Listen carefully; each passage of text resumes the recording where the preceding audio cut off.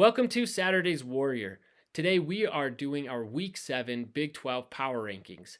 And my approach to this is really to come in fresh each week because one thing I hate about the top 25 rankings is that really so much is based on where teams were the prior week. Like they can only move up or drop so far. And a loss, well, you got to move down a couple spots. And so, oh, by default, we got to move them up when it doesn't make any sense. You have Florida destroying Tennessee, but because I believe they weren't ranked the previous week, Tennessee was pretty high. The way the standings came, that Tennessee was still just ahead of Florida doesn't make any sense.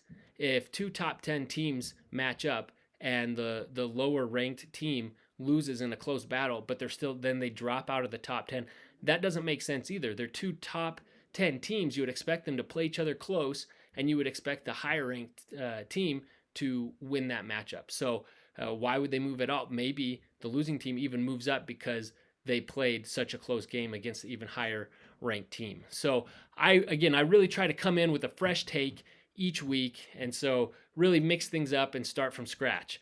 So let's get into it. But before we do, please be sure to like the video and subscribe to the channel. It really, really does help us a lot. So please do that. It's really easy. It's just right there below the video. And without any further ado, let's look at our power rankings.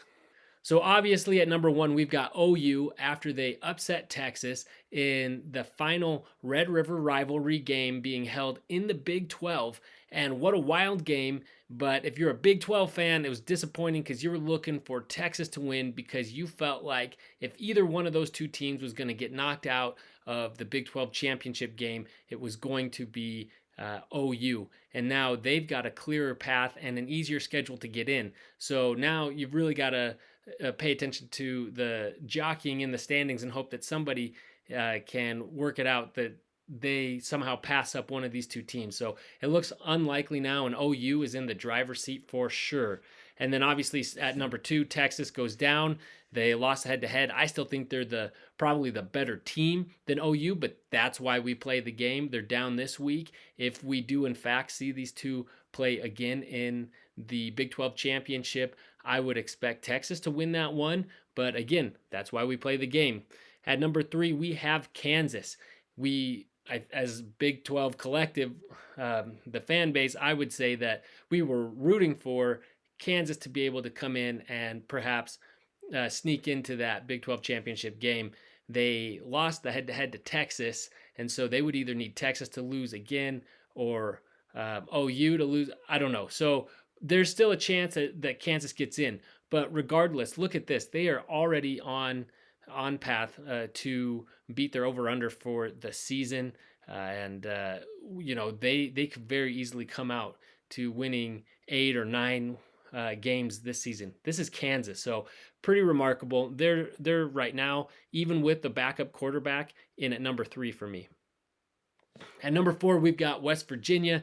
They have shown they are a tough out. That yes, they may not be as deep as they have been in past years, but look at them. They were picked to finish at the bottom of the conference. Their over-under was 4.5 wins. They already have 4, and 2 of them in conference. So right now, you can't feel too hopeful if you've got West Virginia on your schedule. Because until they start losing again, you got to assume that this is a quality team that is going to play hard and not be an easy out. At 5, we got Texas Tech. Now, they've been down in my personal power rankings for a while, but they definitely have shown that they are figuring things out, even with Shuck out, that they are still a force to be reckoned with. We can't completely rule them out. Now, I don't know if they get to 8 wins this season, but I certainly, they're not looking as bad as their schedule would indicate. You look at their losses, game 1 in the season to Wyoming. Okay, it was in Laramie. It was first game of the season. It was pretty close. So they let things slip away. Game 2 was Oregon at home. Oregon is a top 10 team, really could end up being in the college football playoff. And, Texas Tech was winning most of that game at the end. And yes, they let it slip away, but by all means, that's not really a bad loss. And then West Virginia looked like a bad loss at the time, but now West Virginia's looking like a really quality team. So we can't really hold that too much against them either. So, all in all, I think they still are a solid team. And based on how a lot of the other teams in the Big 12 have done, I don't really know how you could put them much lower. At 6, we got BYU. They kind of benefited from some teams ahead of them, um, really losing out, and this is kind of by default. They've gone to an SEC team and beat them, and yes, Arkansas has lost a lot of games, but they've been close games against ranked SEC teams. So again, I still think that's a quality win. Played Kansas pretty well, and so we'll see how things go this week, but for me, I'm moving them up to 6. It does feel like a little high, but you look at their record, look at what they've done, and look at what these other teams behind them have done. I think it's fair. At 7, we have Iowa State. Now, I did not think that this would happen. I knew that Iowa State, still would be a team that would come together and fight, but and make life difficult for a lot of teams. I did not think that they were really going to come together like this and really pull out some impressive wins. Beating TCU last week is what really put it over the top for me and moved them up. So now they're in the top half of the league. We will see if that holds. All of a sudden, this game of Iowa State coming to Provo is looking much tougher. And now TCU. This is unfortunate. So yes, they've lost a couple games that they shouldn't. I still think it's a pretty quality team, but really I think what set them down for me is losing Morris. That is, their starting quarterback. It's starting to look like things might get a bit tougher for him going forward. BYU plays them this weekend, so we'll see how things go.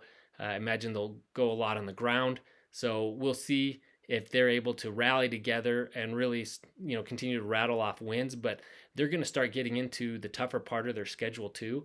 So without their starting quarterback, I don't know how things are going to improve for them. However, they lost their starting quarterback last year and things went pretty well. So I don't know if we want to completely rule them out yet. At number 9, we've got Oklahoma State.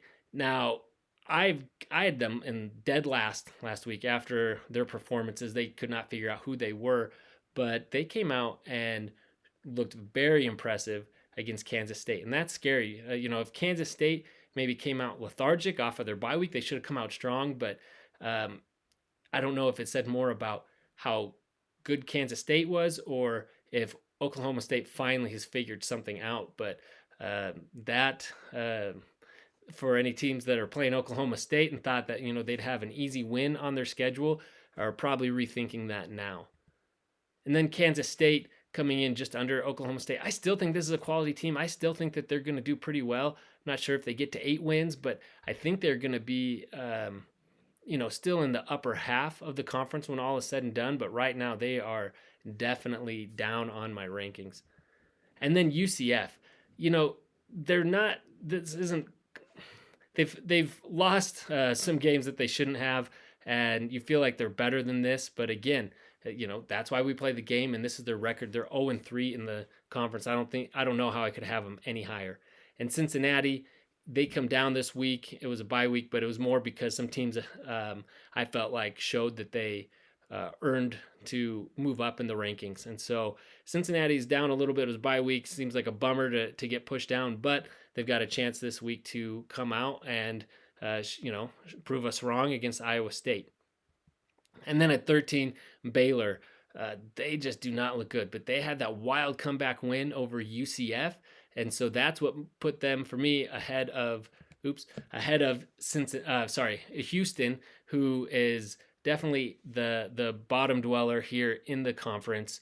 I thought that they've shown moments of real toughness and that they could put it together, but it doesn't seem like they can really string a whole game together. And things are tough there in Houston, and I don't expect them to be getting much better. All right, those are our power rankings for week 7. What do you think of them? Let us know in the comments, and also let us know how you would rank the conference, all 14 teams, in the comments below. And please be sure to like the video and subscribe. Thanks for watching. We'll catch you next time.